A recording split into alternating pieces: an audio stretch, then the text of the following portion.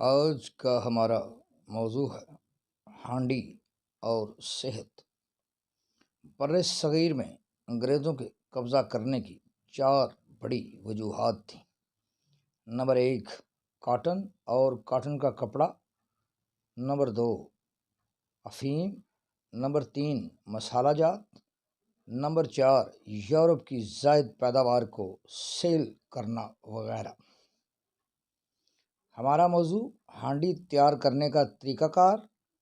جو استعمال اشیاء ہوتی ہیں وہ ہیں جن میں خاص طور پر صحت مند مسالہ جات ہیں۔ آج یورپ کو احساس ہوا ہے کہ ہمیں بلینڈڈ فوڈ کھانی چاہیے، کیونکہ انسان مختلف اشیاء کا مجموعہ ہے۔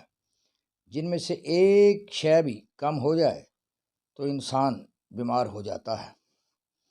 جیسا کہ انہوں نے ملٹی وٹامنس ٹیبلٹ تیار کی ہیں، جن کو گورے کھانے کے بعد صحت مند خوراک کے طور پر استعمال کرتے ہیں۔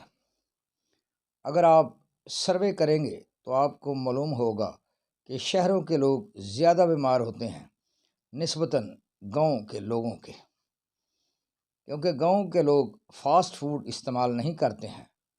فاسٹ فوڈ مکمل کوکڈ نہیں ہوتا ہے۔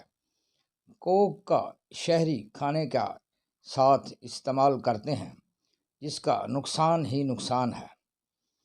کرونا کے دنوں میں آپ نے دیکھا ہوگا، کرونا میں سب سے زیادہ اموات شہر کے رہنے والے لوگوں کی ہوئی ہیں۔ گاؤں کے لوگوں کی اموات بہت ہی کم ہوئی ہیں۔ اس کی سب سے بڑی وجہ گاؤں کے لوگوں کا ہانڈی کا کھانا کھانا ہے۔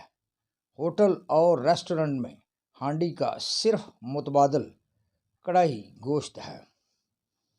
ہانڈی کا فارمولا تیار کرنے میں بر صغیر کے حکیموں کو صدیاں لگی ہیں، تب جا کے انہوں نے ہانڈی تیار کی ہے۔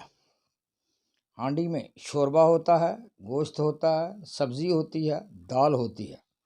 ہانڈی میں مفید جڑی بوٹیاں اور مسالہ جات استعمال ہوتے ہیں، جیسا کہ ہلدی، لہسن، ادرک، پیاز، الائچی، دار چینی، کالی مرچ، لیموں اور اجوائن وغیرہ۔ تمام مسالہ جات اور جڑی بوٹیاں اینٹی بائیوٹکس ہیں۔